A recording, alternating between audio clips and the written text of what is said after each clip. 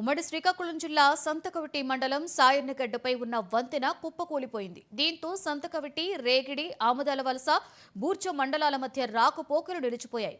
వంతెన కూలిన సమయంలో ఎటువంటి వాహనాలు రాకపోవడంతో ప్రమాదం తప్పింది.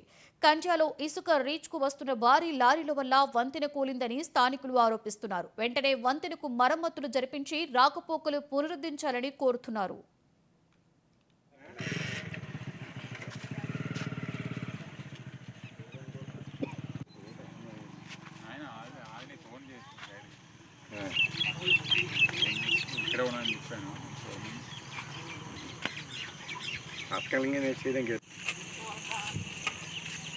మెయిన్ వాన్ ఫోన్ చేసి అతను ముందే రమ్మను.